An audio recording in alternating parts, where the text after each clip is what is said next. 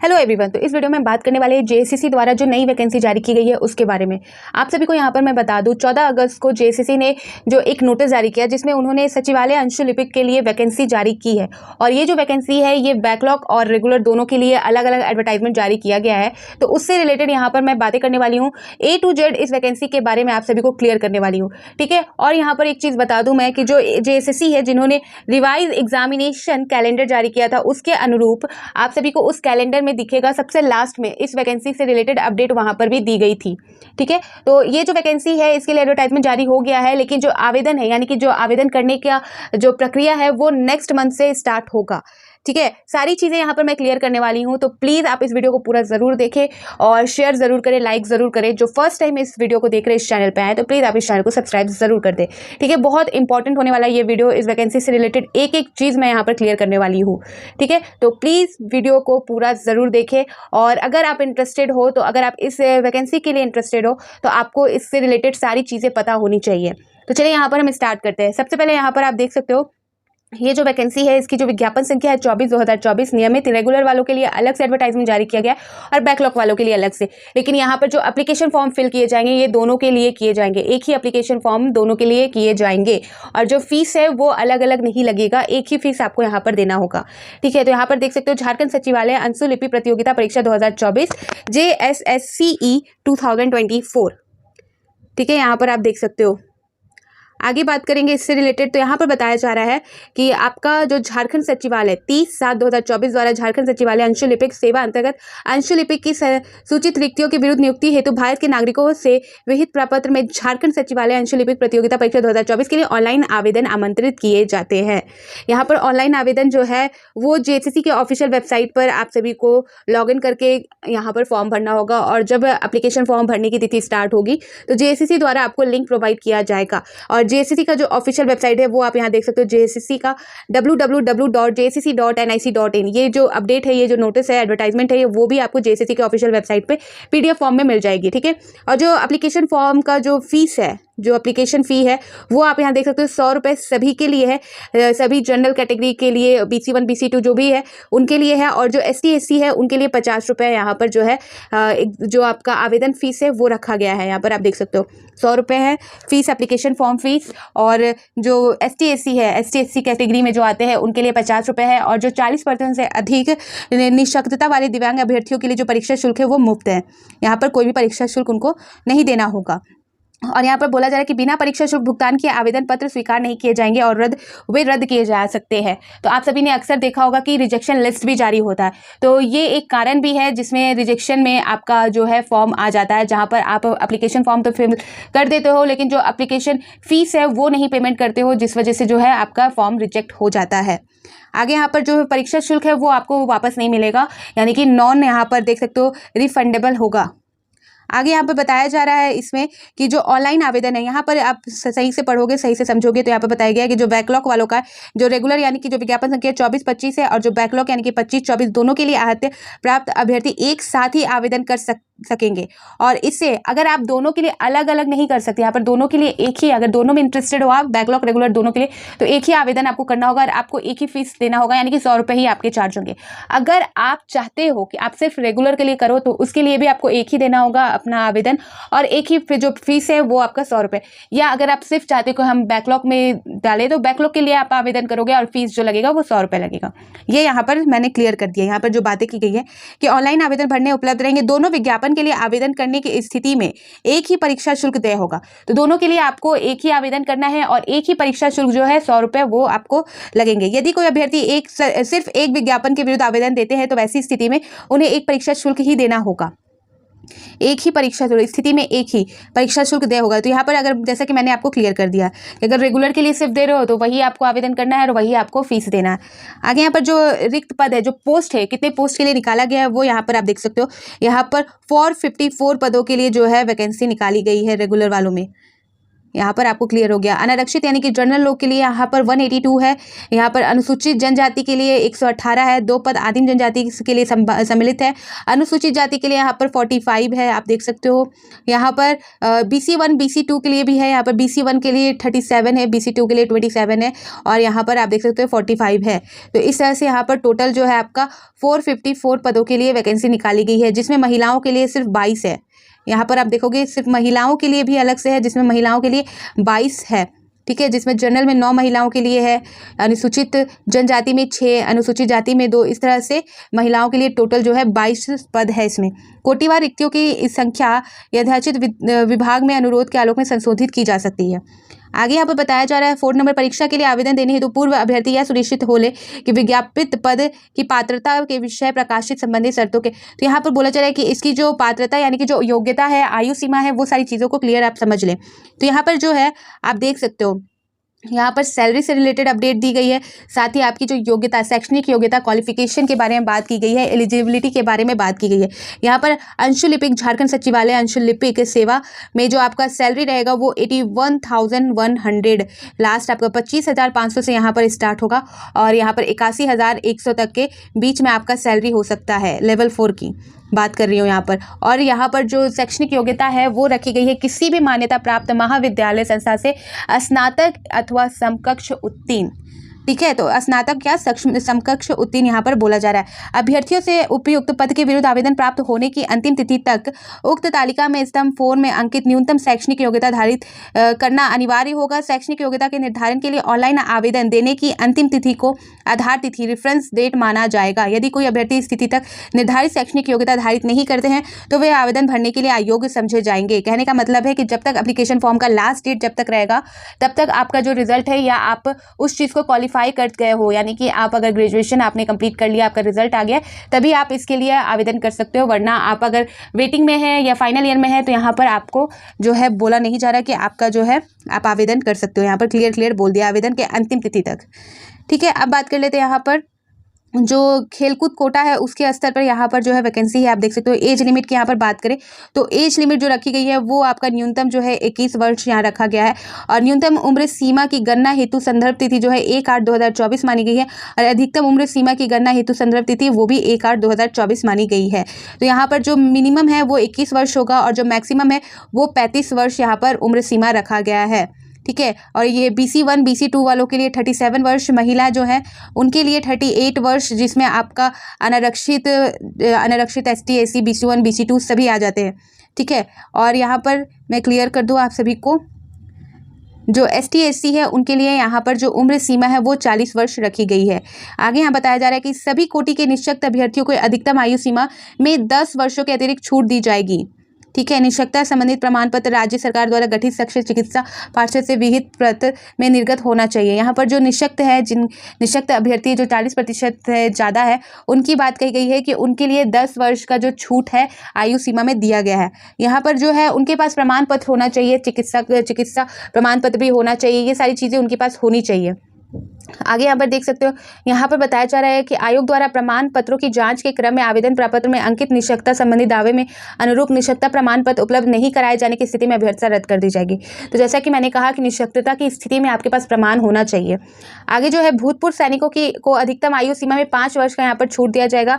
भूतपूर्व सैनिक होने से संबंधित प्रमाण पत्र यथा समय आयोग द्वारा मांग की जाएगी, जिससे प्रस्तुत करना अनिवार्य होगा। जो आपका डॉक्यूमेंट वेरिफिकेशन होगा तो उस वेरिफिकेशन में आपका सारा डॉक्यूमेंट चेक किया जाएगा। अगर आपका कोई भी त्रुटि निकलता है तो आपकी जो अभ्यर्थता है, क्यों ना आपने एग्जाम क्वालिफाई कर लिया हो, फिर भी उसे रद्द कर दिया जाएगा। उम्र में छूट का लाभ उपयोग ग या अन्य के में कोई एक ही मान्य होगा, ठीक है। या तो आप जो है निःशक्तता की कैटेगरी में आते हो तो वही मान्य होगा, या आप जो है भूतपूर्व सैनिक की कैटेगरी में आते हो तो इसमें से एक ही पर मान्य होगा, ये बोला गया। आगे जो देख सकते हो निःशक्तता अभ्यर्थियों के लिए जो सुविधा है उसके बारे में बात की गई है, एडमिट कार्ड वगैरह यहाँ पर सारी चीज़ें बात की गई है। तो यहाँ पर मैंने आप सभी को जो है qualification, age limit, salary, post, ये सारी चीज़ें क्लियर कर दी। आरक्षण से संबंधित भी अपडेट यहाँ पर दिए गए हैं, तो देख लीजिएगा आप सभी भी इस नोटिस को। अगर कोई डाउट है, कोई इन्फॉर्मेशन आप सभी को चाहिए तो आप मुझे कमेंट सेक्शन में पूछ सकते हो। आगे यहाँ पर किस तरह से फॉर्म फिल करना है, किस तरह से आवेदन करना है, वो सारी चीज़ें भी बताई हैं। यहाँ पर देख सकते हो 10 नंबर पर ऑनलाइन आवेदन को भरने के लिए महत्वपूर्ण दिशा निर्देश। तो ऑनलाइन किस तरह से एप्लीकेशन फॉर्म फिल करना करना है, इसमें क्या क्या डॉक्यूमेंट लग रहे हैं वो आप देख सकते हो। मैट्रिक के सर्टिफिकेट, अंक प्राप्त में अंकित यानी कि मैट्रिक का जो मार्कशीट होता है वो, फिर ये सारी चीज़ें यहाँ पर ली जाएंगी। यहाँ पर आपका उसमें जो नाम आवेदन पत्र में भरे गए नाम में स्पेलिंग में अंतर नहीं होना चाहिए। तो जो मैट्रिक का आपका सर्टिफिकेट होता है उसमें आपका जो डेट ऑफ बर्थ होता है, जो नाम होता है वो बहुत ही महत्वपूर्ण होता है। उसी के अकॉर्डिंग यहाँ पर फॉर्म भरने की बात कही गई है। जैसा कि मैंने कहा जन्म तिथि, तो यहाँ 3rd नंबर में वही बताया जा रहा है कि जन्म तिथि, यथातिथि, महीना, वर्ष दर्ज करेंगे जो उनके मैट्रिक सर्टिफिकेट में अंकित होगा। ऑनलाइन सबमिट करने यानी कि ऑनलाइन आवेदन पत्र को भरने एवं समर्पित करना, किस तरह से आपको भरना है, सबमिट करना है, वो सारी चीज़ें यहाँ प्रोसेस वाइज बता दी गई है। तो जैसे ही एप्लीकेशन फॉर्म आएगा, अगर आपको दिक्कत होगी तो मैं आप सभी को क्लियर कर दूंगी। तो अब इस वैकेंसी से रिलेटेड एप्लीकेशन फॉर्म कब आने वाला है, तो यहाँ पर देख सकते हो इंपॉर्टेंट डेट यहाँ पर बता दिया गया है। ऑनलाइन आवेदन पत्र के विभिन्न चरणों के तो जो एप्लीकेशन फॉर्म है, रजिस्ट्रेशन करने, फिर परीक्षा शुल्क भुगतान करने एवं फोटो में हस्ताक्षर अपलोड करने, आवेदन पत्र का प्रिंट आउट लेने हेतु 6 आपका सितंबर से ये भरा जाएगा। सितंबर से अक्टूबर तक का प्रोसेस है, यानी कि 6 सितंबर से लेकर आपका 5 अक्टूबर तक मध्य रात्रि तक ये इस वैकेंसी के लिए एप्लीकेशन फॉर्म भरा जाएगा। तो ये नेक्स्ट मंथ, जैसा कि मैंने कहा था, तो 6 सितंबर से ये स्टार्ट हो जाएगा एप्लीकेशन फॉर्म भरने का। और यहाँ पर 1 महीने का अच्छा खासा आपको टाइम मिल रहा है। यहाँ पर आवेदन की प्रविष्टियों में जो संशोधन हुए हैं उसके बारे में यहाँ पर बताया गया है। और यहाँ पर बोला गया कि ऑनलाइन आवेदन पत्र अभ्यर्थियों का नाम, जन्म तिथि, ईमेल आईडी एवं मोबाइल संख्या को छोड़कर किसी भी अशुद्धि प्रविष्टि के संशोधन करने के लिए पुनः लिंक उपलब्ध कराई जाएगी। यहाँ पर बताया गया है कि आपका जो एडिट डेट है, संशोधन मतलब आपका यहाँ फिर से जो है इसे संशोधित किया जाएगा फॉर्म को। तो इसमें आपका जो फॉर्म संशोधित होगा वो 7 तारीख को लेकर 7 से लेकर 9 तक आपको जो है एडिट के लिए यहाँ पर ऑप्शन दिए जाएंगे, जहाँ पर आपका ऑनलाइन जो आवेदन है उसमें आपका नाम, ठीक है, आपका जो डेट ऑफ बर्थ है, ईमेल आईडी और मोबाइल नंबर को छोड़कर यहाँ पर देख सकते हैं अभ्यर्थी का नाम, जन्म तिथि, ईमेल आईडी एवं मोबाइल संख्या को छोड़कर आप बाकी सारी चीज़ों को जो है चेंज कर सकते हो, एडिट कर सकते हो। तो जो संशोधन यानी कि एडिट जो डेट है वो जारी की गई है, जो 7 अक्टूबर से 9 अक्टूबर रखी गई है यहाँ पर, ठीक है। और यहाँ पर आगे बात कर ले इंपॉर्टेंट चीज़ की, तो परीक्षा शुल्क भुगतान करने की जो प्रक्रिया है वो यहाँ पर बता दी गई है कि परीक्षा शुल्क किस तरह से आपको यहाँ पर करने हैं, यहाँ पर परीक्षा शुल्क किस तरह से पेमेंट करने हैं, वो सारी चीज़ें बता दी गई। परीक्षा का स्वरूप यहाँ पर आप देख लो एक नज़र, तो यहाँ पर बताया गया कि आयोग द्वारा CBT OMR शीट आधारित परीक्षा ली जाएगी, ठीक है। तो अभी यहाँ पर क्लियर नहीं है कि CBT मोड में होगा या OMR में होगा। यहाँ पर CBT और OMR बताया गया आधारित परीक्षा ली जाएगी।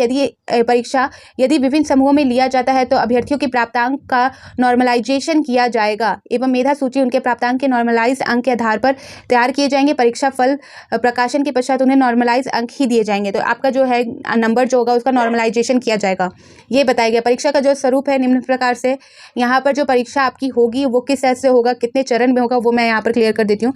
पहले यहाँ पर 2 चरण में ये परीक्षा होने वाली है। ये जो वैकेंसी जारी हुई है सचिवालय अंशुलिपिक के लिए, उसकी 2 चरण में होगी। पहला चरण में आपका जो कौशल जांच परीक्षा होगा, सेकंड चरण होगा जो कौशल जांच परीक्षा में जो सफल रहेंगे उनका यहाँ पर लिखित परीक्षा होगा, ठीक है। यहाँ पर प्रथम चरण, जैसा कि मैंने कहा कि क्वालिफाइंग नेचर है, ये पहला पेपर जो पहला चरण है आपका, जांच परीक्षण के मात्र उन्नता प्राप्त करना आवश्यक होगा, अर्थात यह परीक्षा मात्र क्वालिफाइंग नेचर का होगा। कौशल जांच परीक्षा के में क्रमांक, प्रशासनिक सुधार और राज्य भाषा विभाग झारखंड राज्य के संकल्प संख्या यहाँ पर देख सकते हो कब रख के प्रावधान दिव्यांगजनों को सुविधा उपलब्ध कराई जाएगी। तो ये सारी चीज़ें हैं। पहले आपका कौशल जांच होगा, उसके बाद आपका लिखित परीक्षा होगा। जो कौशल में जिनका सिलेक्शन हो जाएगा उनका होगा यहाँ पर। तो जो प्रथम पत्र है यहाँ देख सकते हो, प्रथम चरण में जो आपका कौशल परीक्षा होना है उसका जो सिलेबस है वो क्या है यहाँ पर बताया जाएगा। प्रथम पत्र जिसमें हिंदू अंशुलेखन की जाँच परीक्षा ली जाएगी, ठीक है। जो हिंदी अंशुलेखन की जांच है, इसमें हिंदी अंशुलेखन की जांच हेतु 500 शब्दों को 50 शब्द प्रति मिनट की गति से 10 मिनट तक हिंदी श्रुति लेखन दिया जाएगा, ठीक है। आपको यहाँ पर जो है प्रति मिनट 50 शब्द प्रति मिनट यहाँ पर आपको करना है, और जो गति होगी वो 10 मिनट तक की हिंदी श्रुति लेखन दिया जाएगा। इस तरह से यहाँ पर इन्होंने पहला चरण है। और द्वितीय जो पेपर है इसके अंतर्गत कंप्यूटर योग्यता एवं चालन परीक्षा ली जाएगी। इसके अंतर्गत एक तालिकावार आंकड़ा से संबंधित प्रश्न होगा। प्रश्न में दिए गए निर्देशों के अनुरूप निम्नांकित कार्य करने होंगे, ठीक है। तो यहाँ पर जो दूसरा पत्र, पहला ये जो पहला चरण है आपका कौशल जांच परीक्षा, उससे संबंधित बात की गई। तो पहले में तो जो आपका जो 500 यहाँ पर 500 शब्दों का 50 शब्द प्रति मिनट के रफ्तार से आपको यहाँ पर टाइपिंग करनी होगी हिंदी में। और जो सेकंड है वो यहाँ पर इन सारी चीज़ों को नॉलेज आपका होना चाहिए कंप्यूटर में। यहाँ पर आप देख सकते हो कंप्यूटर की नॉलेज में आपको MS वर्ड, MS एक्सेल में जो आंकड़ों के आधार पर पाई चार्ट, बार चार्ट तैयार करना, ये सारी चीज़ें आपको वहाँ पर करनी होंगी। फिर MS एक्सेल पर तैयार आंकड़ों के साथ MS पावर पॉइंट में पावर पॉइंट यहाँ पर देख सकते हो, उसके बाद स्लाइड तैयार करना, ये सारी चीज़ें यहाँ पर आपसे पूछी जाएंगी। आप सभी से यहाँ पर जो प्रश्न होगा उससे संबंधित यहाँ पर आपको सारी चीज़ें करनी है। यानी कि कंप्यूटर का जो बेसिक नॉलेज है वो यहाँ पर आप सभी को पता होना चाहिए। यहाँ पर देख सकते हैं बताया जा रहा है कि डॉक्यूमेंट का एक फोल्डर तैयार कर इन्हें दिए गए पते ईमेल आईडी पर भेजना होगा। तो ये सारी चीज़ें इनमें है, मैं आगे भी क्लियर कर दूंगी। इस एग्जाम से रिलेटेड जो अपडेट है, जो सिलेबस है, जो क्वेश्चन पैटर्न है, वो किस तरह से आएंगे, वो सारी चीज़ें मैं आगे भी क्लियर कर दूंगी। तो यहाँ पर आपको परेशान होने की जरूरत नहीं है। यहाँ पर मैं अभी नोटिस क्लियर कर रही हूँ कि एप्लीकेशन फॉर्म भरने के टाइम आप सभी को सारी चीज़ें पता होनी चाहिए। आगे जो सिलेबस है या एग्जाम से रिलेटेड भी मैं बातें आप सभी को क्लियर कर दूंगी। और जो द्वितीय चरण होगा, यहाँ पर जो आपका बताया गया है, एक नोट यहाँ पर आप देख सकते हो, यहाँ पर दिया जा रहा है कि कौशल जांच अंतर्गत अभ्यर्थियों को अंशुलेखन जांच परीक्षण एवं कंप्यूटर योग्यता एवं चालन परीक्षण में अलग अलग उत्तीर्ण होना आवश्यक होगा। तो सारे प्रोसेस में आपको अलग अलग उत्तीर्ण होना होगा। जो आपका टाइपिंग स्पीड है उसमें अलग, कंप्यूटर योग्यता में अलग, चालन परीक्षण में अलग अलग आपको उत्तीर्ण होना आवश्यक है। अब बात कर लेते हैं द्वितीय चरण, यानी कि जो लिखित परीक्षा होगा, जो कौशल परीक्षा में जो सफल हो जाएंगे अभ्यर्थी, उनका लिखित परीक्षा होगा। उनका जो सिलेबस है वो इस तरह से यहाँ पर दिया गया है। तो यहाँ पर मैं बता देती हूँ आप सभी को सिलेबस पे। मैंने जैसे कि कहा कि अलग से मैं आप सभी को डिस्कस करूंगी एक एक चीज़। तो लिखित परीक्षा के लिए 2 पत्र होंगे। लिखित परीक्षा में सभी प्रश्न वस्तुनिष्ठ एवं बहुविकल्पिक उत्तर युक्त होंगे। एक प्रश्न के लिए आपको यहाँ पर 3 अंक मिलेंगे और प्रत्येक सही उत्तर के लिए 3 अंक दिए जाएंगे और प्रत्येक गलत के लिए 1 अंक की कटौती होगी। यानी कि यहाँ पर जो आपका नेगेटिव मार्किंग होगा, 1 नंबर का यहाँ पर नेगेटिव मार्किंग होगा। यानी कि एक क्वेश्चन अगर आप सही करते हो तो आपको उसके 3 नंबर दिए जाएंगे। लेकिन अगर आप एक क्वेश्चन गलत करते हो तो आपके जो है 3 नंबर तो चले गए, ऊपर से 1 नंबर और जो नेगेटिव मार्किंग है वो भी कटेगा। यानी कि 4 नंबर आपके चले जाएंगे। इस तरह से यहाँ पर जो है नेगेटिव मार्किंग का जो प्रोसेस होता है इस तरह से होता है। प्रश्न पत्र जो है वो आएगा आपका 3 घंटे का यहाँ पर पेपर होगा। इस पत्र में 4 विषयों से संबंधित प्रश्न पूछे जाएंगे। ठीक है, एक पेपर जो होगा प्रथम पत्र यानी कि फर्स्ट पेपर जो होगा उसमें आपका 4 सब्जेक्ट से क्वेश्चन पूछे जाएंगे जो 3 घंटे का होगा। यहाँ पर देख सकते हो हिंदी भाषा का ज्ञान जो 25 प्रश्न पूछे जाएंगे, 75 अंक के होंगे। अंग्रेजी भाषा का ज्ञान 25 प्रश्न, 75 अंक होंगे। सामान्य अध्ययन 25 प्रश्न और आपका तर्क एवं मानसिक क्षमता जांच यानी कि रीजनिंग उसका जो होगा वो 25 प्रश्न होगा, जिसमें 75 अंक पूछे जाएंगे, अंक दिए जाएंगे। यानी कि 100 प्रश्न होंगे 300 अंक के। पहला पेपर में 30% अंक प्राप्त करने वाले हैं। यानी कि यहाँ पर 30% आपका जो नंबर है वो आना चाहिए। 30% आपको यहाँ पर क्लियर करना है, अनिवार्य है बोला गया। प्रथम पत्र का पाठ्यक्रम, यहाँ पर जो सिलेबस है वो दे दिया गया है, मैं बाद में डिस्कस करूंगी। द्वितीय पत्र जो होगा, जो लिखित परीक्षा की मैं बात कर रही हूँ, पहला पेपर जो मैंने बता दिया आपको फर्स्ट पेपर। सेकंड पेपर जो होगा वो जनजातीय एवं क्षेत्रीय भाषा से संबंधित होगा। यहाँ पर आप देख सकते हो इस पत्र में उर्दू, संस्थाली, बांग्ला, मुंडारी, मुंडा, हो, खड़िया, कुडुक, उराव, कुरमाली, खोटा, नागपुरी, पंचपरगनिया, उड़िया में से किसी एक भाषा की परीक्षा विकल्प के आधार पर अभ्यर्थी दे सकेंगे। इस परीक्षा से संबंधित भाषा के 100 बहुवैकल्पिक प्रश्न पूर्णांक 300 अंक पूछे जाएंगे। इस परीक्षा की अवधि 2 घंटे की होगी। यानी कि जो सेकंड पेपर होगा उसमें आपको इन भाषाओं से संबंधित एक भाषा का चयन करना होगा और इससे भाषा में से आपका 100 क्वेश्चन पूछे जाएंगे और 100 क्वेश्चन के जो नंबर होंगे वो 300 नंबर के होंगे और ये जो पेपर होगा ये आपका 2 घंटे का होगा। और जो भाषा संबंधित सिलेबस है वो भी यहाँ पर दिया गया, देख सकते हैं द्वितीय पत्र का पाठ्यक्रम। तो यहाँ पर इस तरह से क्लियर किया गया है सभी जो सिलेबस है, पेपर 1 पेपर 2 वो सारी चीज़ें यहाँ पर बता दी गई हैं। यहाँ पर आप देख सकते हो किस तरह से इन्होंने सारी चीज़ें सिलेबस दे दी है। सिलेबस के लिए मैं आप सभी को मैंने कहा है कि मैं पहले भी जब एप्लीकेशन फॉर्म शुरू हो जाएंगी तो सारी चीज़ें सिलेबस भी मैं क्लियर कर दूंगी आप सभी का। यहाँ पर लिखित परीक्षा के आधार पर मेधा सूची का निर्माण, किस तरह से नॉर्मलाइजेशन होगा। यहाँ पर बताया गया कि परीक्षा में न्यूनतम कम अंक पाने वाले अभ्यर्थियों का मेधा सूची में शामिल नहीं किया जाएगा।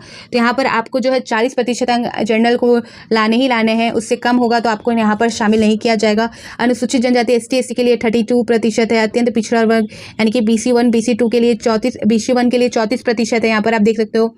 ठीक है, BC2 के लिए यहाँ पर 36.5 है। आदिम जनजाति के लिए 30% है। आर्थिक रूप से कमजोर वर्ग यानी कि EWS के लिए 40% यहाँ पर रखा गया है। इससे कम आपका नहीं आना चाहिए। यहाँ पर अभ्यर्थियों के प्रमाण पत्र का सत्यापन यानी कि डॉक्यूमेंट वेरिफिकेशन से रिलेटेड, नियुक्ति से रिलेटेड सारी चीज़ें यहाँ पर क्लियर कर दी गई है अपडेट में, नोटिस में। तो जो इंपॉर्टेंट चीज़ें थी वो मैंने आप सभी को क्लियर कर दिया है, और जैसे ही कोई अपडेट निकल के सामने आती है वैसे मैं आप सभी को दे दूंगी। और इस वैकेंसी से रिलेटेड जैसा कि मैंने कहा कि नेक्स्ट मंथ से प्रोसेस स्टार्ट हो जाएगा, तो यहाँ पर आप जैसे ही इससे रिलेटेड लिंक JSSC द्वारा दी जाएगी मैं आप सभी को क्लियर कर दूंगी। और रहा सिलेबस का बात, तो सिलेबस के लिए हम अलग से डिस्कशन करेंगे, सारी चीज़ें मैं क्लियर कर दूंगी। अगर आप सभी को कोई भी डाउट है या कुछ भी आप सभी को पूछना है इस वैकेंसी से रिलेटेड तो आप कमेंट सेक्शन में पूछ सकते हो, ठीक है। तो प्लीज़ आप इस वीडियो को शेयर ज़रूर कर दिया करें, और ताकि सबको पता चले और जो भी इंटरेस्टेड हो तो वो अप्लाई कर सके, ठीक है। तो फिर मिलती हूँ नए अपडेट के साथ, तो बाय बाय।